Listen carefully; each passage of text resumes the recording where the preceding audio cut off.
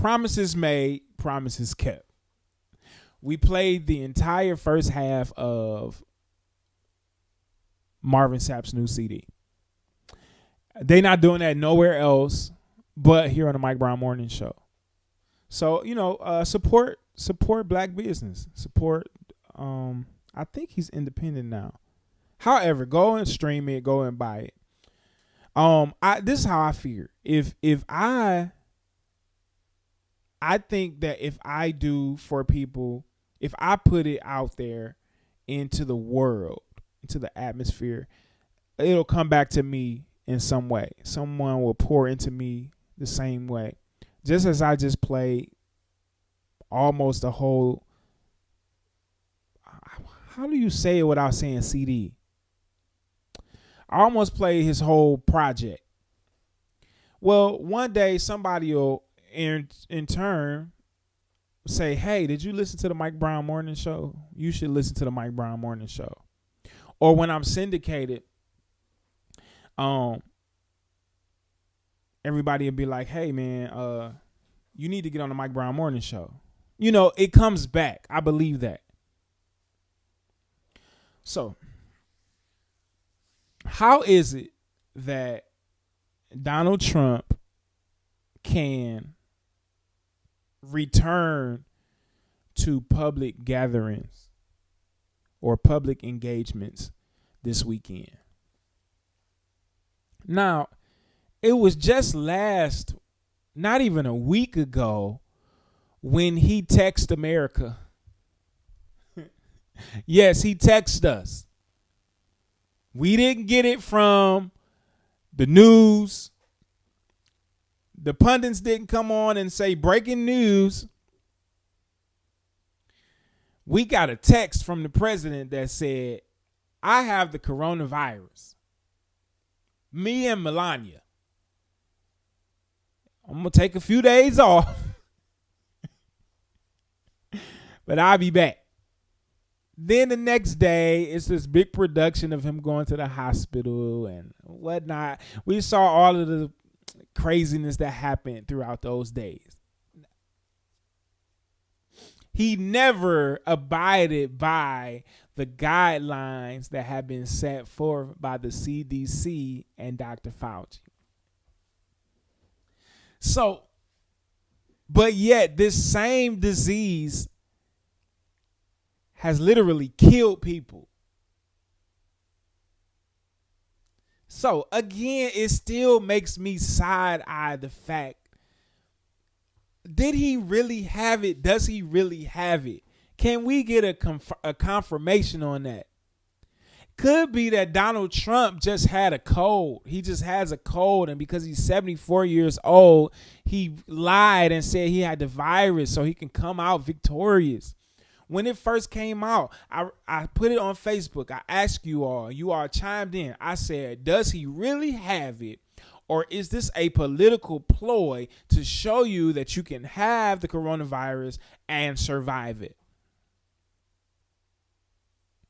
It is very irresponsible for him to carry on this way. You can't have the virus. Better yet, you can't say you have the virus and you show up back at the party next week. You're contagious. Then, how are you going to refuse to have a virtual debate when most of America has been forced to do everything virtual? The shows that we watch, our nightly shows and our daily shows, talk shows and stuff, they're virtual. You are working from home, that's virtual. Your children are learning from home, that's virtual. But here's the kicker. Donald Trump.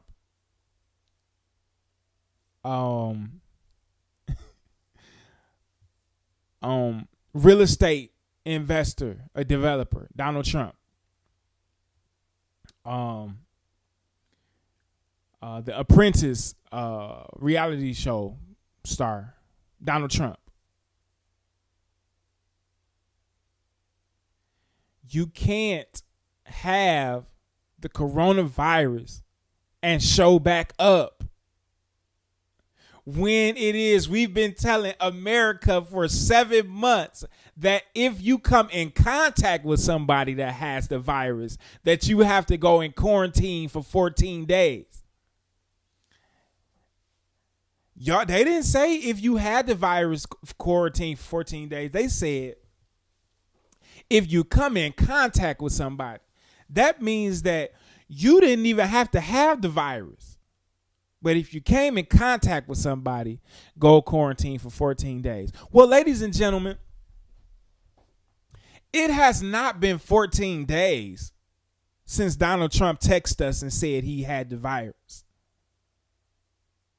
It has not. So today is the 9th. I believe it was the early morning hours of the 4th when we got that text from Donald Trump. And it's easier for me as time goes on to not call him the president or call him President Trump, because these moves are not presidential. They're not presidential. Now, instead of him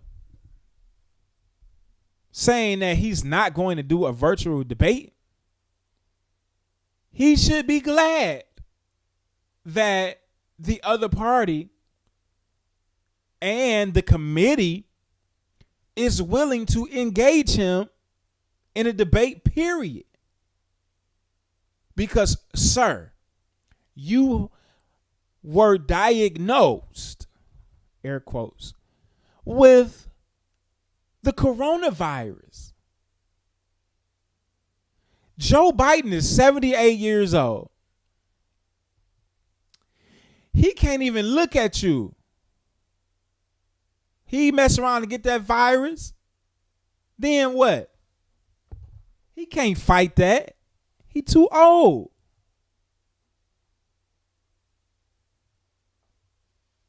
That's another reason why I don't know why the Democrat. I know this is in the past, but Joe, why did you wait 8 years to run for president? Well, not 8 years. 4 years. Yeah. But still, Joe, why didn't you just run after Obama? But that goes into the conversation that I always start with you guys. I always tell you that there are some people somewhere that's running this country. If you ever watched the show Scandal, around about season 2 or season 3, we learned about what was called B613. What we found out about B613 is it was this very, very top secret group of people that literally made every single decision as it related to what happened in the United States. Now, that's fiction. But I believe that fiction gets its legs from truth. It may not be called B613. It may not be as extreme as what was portrayed on Scandal, or Scandal may have downplayed it a little bit. But the point of the matter is, I believe it. And so I'm saying that to say this. Whoever these people are that run this country, they wanted Donald Trump to be president. Now, I believe that they wanted him to be president again, But now, even they probably sitting back like, Donald, you messing up what we trying to do. So, I mean, it's going to be very interesting to see what happens come November 3rd. But how can you have the coronavirus or say you have it and show back up at the party? Like, even if you feel great,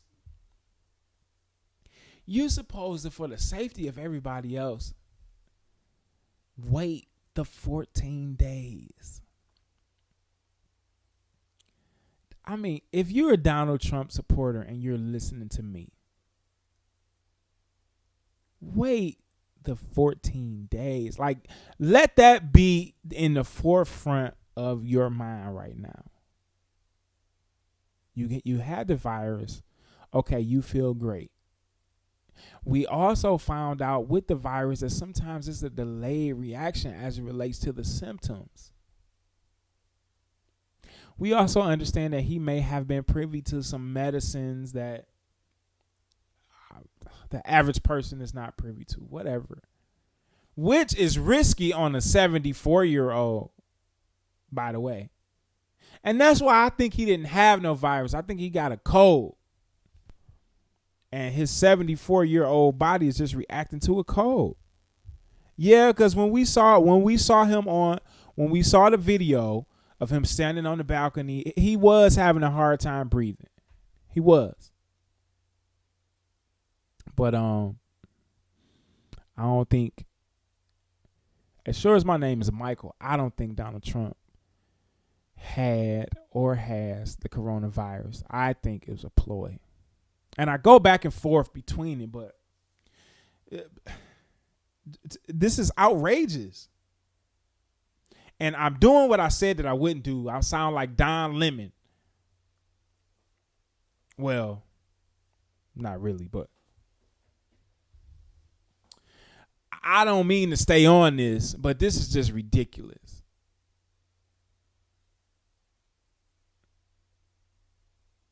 You should be happy that they are even willing to debate with you virtually. Now, if Trump knew how to be a little more diplomatic about the things that he says, then they would work a little bit better. Now, I see why a virtual debate is not advantageous for anybody. I get it. There are multiple things at play there that's just not good for a virtual presidential debate. I totally get it. But now what can happen? Oh, this just popped in my head. It could work. It could work. But this is how it would have to happen, though. They would be in their separate locations, but it would have to be treated as, it would have to be way more sophisticated than just what he said about sitting behind a computer. And that's probably what they have in mind anyway. Like, set up a stage for Joe, set up a stage for Donald, have cameras there, have the whole shebang, and just, it could be done that way. But do you see how when he says stupid stuff, it limits our thinking?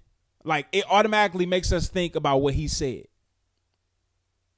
And what he said was, I'm not going to be behind a computer.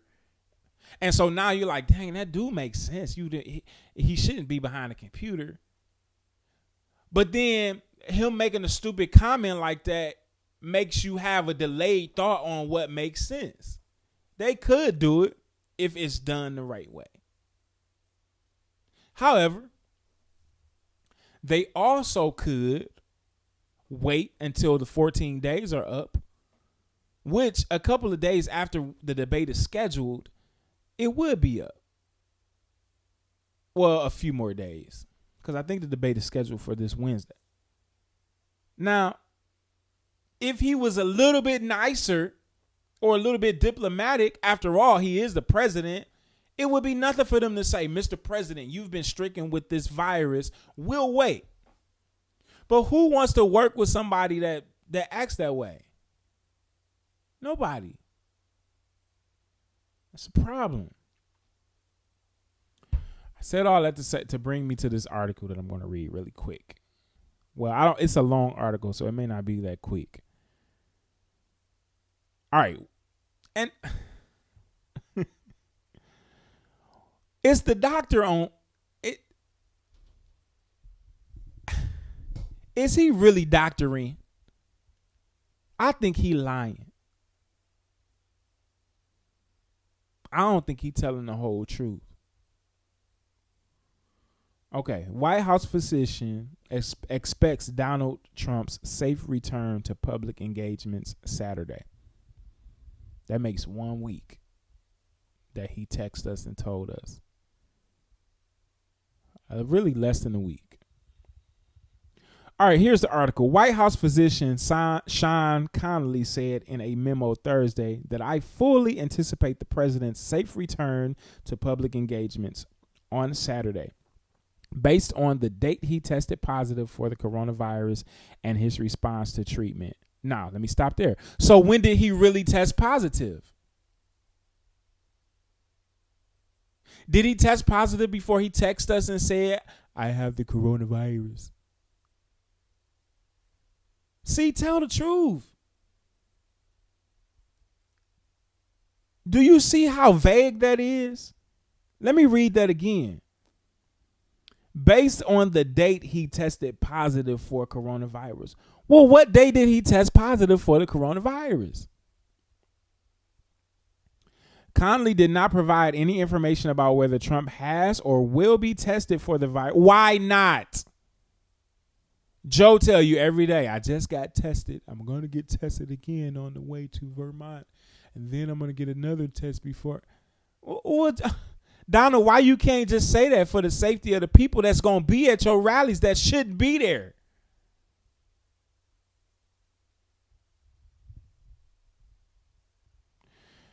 He said Trump's physical example has remained stable and devoid of any indications to suggest progression of illness. Now when the CDC gave their guidelines, they didn't say quarantine if you show symptoms. They didn't say only quarantine if you don't feel good. No, they said if you've been in contact with somebody, let alone if you got it yourself. Okay. Connolly's estimation of Trump's return to the public is a bit sooner than what the doctor had suggested on Monday. So we're looking to this weekend if we can get through to Monday with him remaining the same or improving better yet. Then we will take the final deep sigh of relief, Connolly said at the time. In the Thursday memo, Connolly said Trump has responded extremely well to treatment and said that there is no sign of adverse therapeutic effects. Today, the president has completed his course of therapy for COVID-19 as prescribed by his team of physicians, Connolly said. Now, I got a bit more to read, but this is why I'm telling y'all that I think it's a lie. I think that Donald Trump has an agenda as it relates to these pharmacy companies. He may even have some financial interest in them, or he may be swinging the stock market, because him saying that he's feeling so good and they keep shouting out the medicine that he's taking that's not even available yet. Where are the lawyers at? Where are the smart people at in America? Martha Stewart went to jail for telling somebody about a good stock And here it is. This man is manipulating an entire market. Where the prosecutors at? I don't understand. Trump's illness and the virus' rapid spread through some of the top Republican circles in Washington led to increased scrutiny in the administration's response to the coronavirus that has already claimed the lives of more than 200,000 Americans. The president has repeatedly downplayed the risk of the coronavirus and contradicted public health officials on the importance of social distancing and wearing a mask. Still, despite having been very sick with the virus early on, really, Trump on Wednesday said he felt it was a blessing from God. I'm going to play that clip. For you. That he had contracted the illness. He touted antibody-based drug. I'm not even going to say the name of it, although I should go and find it and invest in it.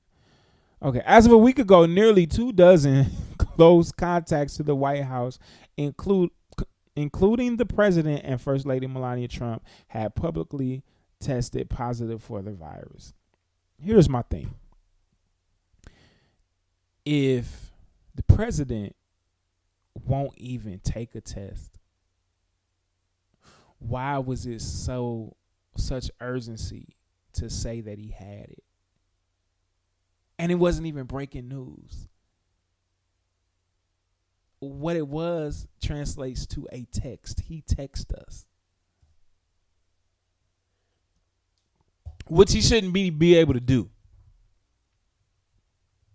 And isn't he the most technologically savvy 70-something-year-old you know? I mean, he got that thing figured out. But I want to play, for those that didn't hear that, you got to hear him say that it was a blessing.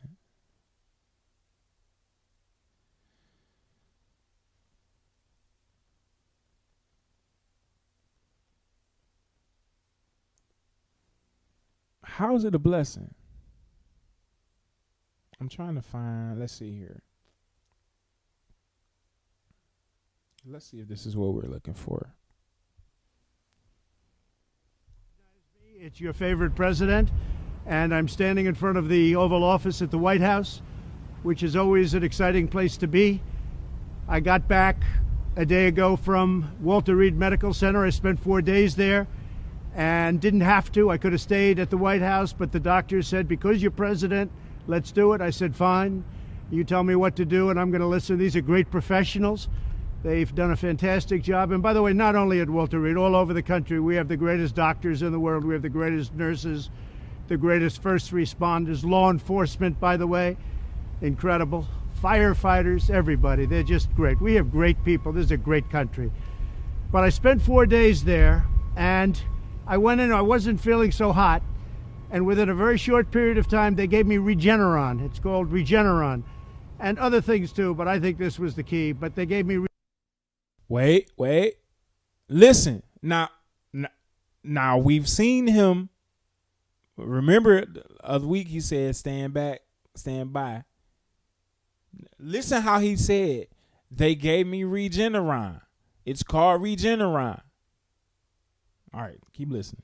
I'm going to take that back a little bit, though. Regeneron there, and I went in, I wasn't feeling so hot, and within a very short period of time, they gave me Regeneron. It's called Regeneron, and other things too, but I think this was the key. But they gave me Regeneron. Ooh, do y'all hear that? He said it's called Regeneron. They gave me Regeneron. They gave me other things too, but I think this is the key. 3 times in a row, he just gave you a stock tip. You better go. I'm going to go find it. It may not even be out there yet, but listen to what they're saying. Regeneron, and it was like unbelievable. I felt good immediately. I felt as good 3 days ago as I do now. So I just want to say we have Regeneron. We have a very similar drug from Eli Lilly, and they're coming out, and we're trying to get them on an emergency basis. We've authorized it. I've authorized it. And if you're in the hospital and you're feeling really bad, I think we're going to work it so that you get them and you're going to get them free.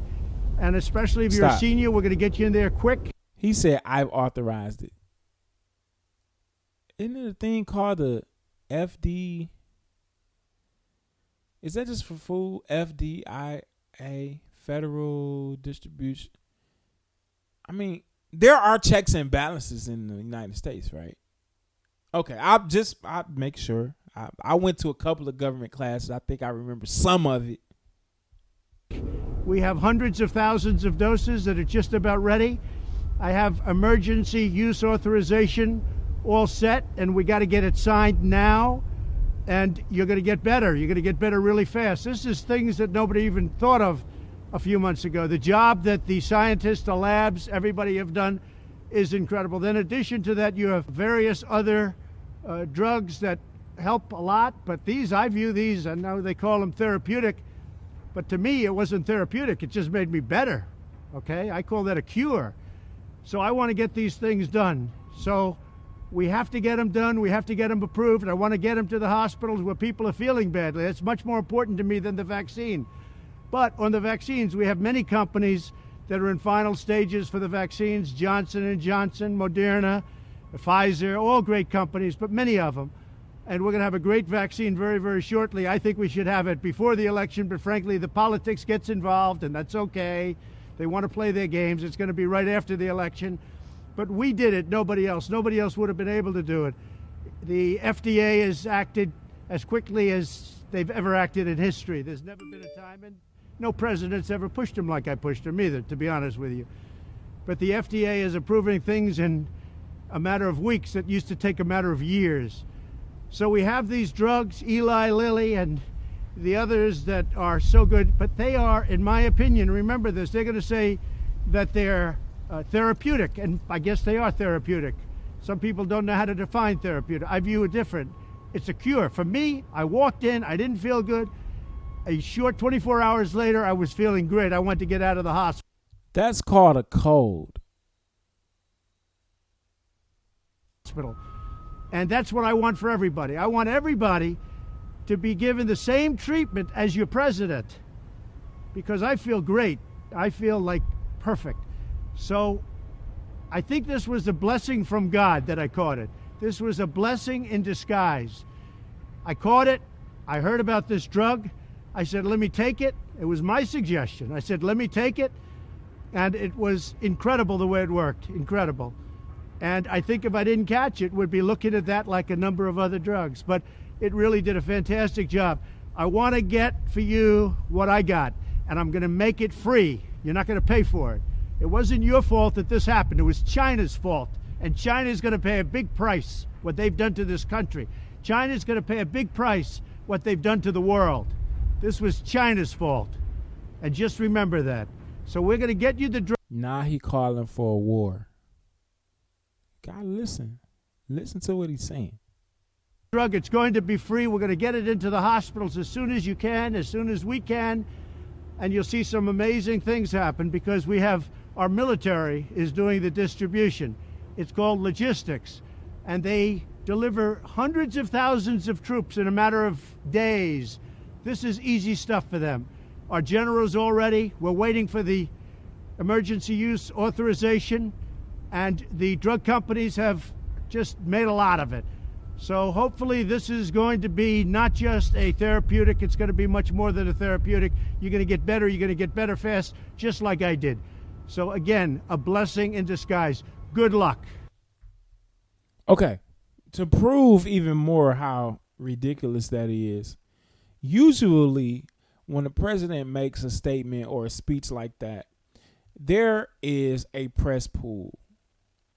And usually there are questions asked of the president after a statement like that. This was so ridiculous that they did this without even the media didn't even know. This was done by the White House. They think we stupid. Wake up.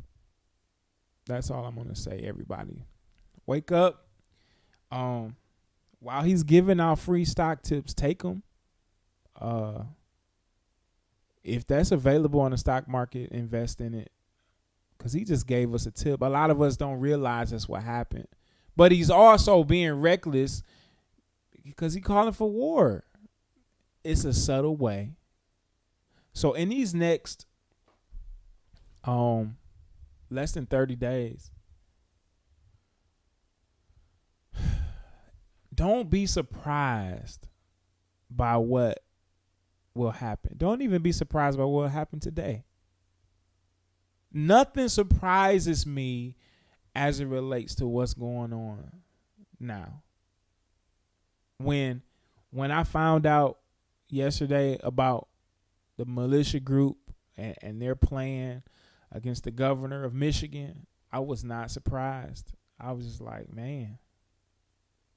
Yet nothing surprises me. And I think Donald Trump being president kind of prepared us for what's to come as it relates to not being surprised about those types of things. So let's just be vigilant. And as I always say, it just leads us back to prayer. We got to be prayed up. The only thing that's going to change any of this stuff is prayer. And here's the thing. It may not change, but will change. Prayer will put us in a place where it'll roll off. It'll roll right off. Because we're in a place in God that it doesn't matter what goes on around us. We're in the world. We're not of it. We're not affected. We won't be affected by it like everybody else is. As a matter of fact, yeah, I'm going to that just came to my spirit. So this is how we're going to end the show today. Let me revisit what we need to do as it relates to voting. Please go and vote. You may not have a presidential candidate. If you missed it earlier, I told you that they use the presidential election to get us off course about what's really important. And that's what happens on our local levels. We must vote for our city officials, our county, our state. Those things are important. Okay, so on October the 19th, general election online voter registration, that's the deadline, October the 19th. This is the last day to register to vote online or through the mail for the November general election. That's October 19th. October 20th. If you are voting by mail, place your ballot in the mail or drop off at clerk's office or drop box location. If you're voting, that's October 20th. That's the deadline for that. And then October 20th through November 3rd, you still have time even then to register to vote in person at the clerk's office. October 31st through November 1st, the clerk's offices must be open on Saturday or Sunday for at least 8 hours for in-person voter registration and absentee voting. So if you go there on a Saturday and they're not open for at least 8 hours, call the news. Call Fox and they'll get it to CNN. CNN will blast them. I mean, not Fox, like, I'm talking about local channel Fox News, or, you know what I'm talking about. CNN, they'll get it and they'll run it over and over and over again. And then November 3rd, Election Day. Polls open at 7 a.m. and they close at 8 p.m. If you are in line, this is very important because I can see, I'm a seer. I can already see that on November the 3rd, that's going to be a rough day.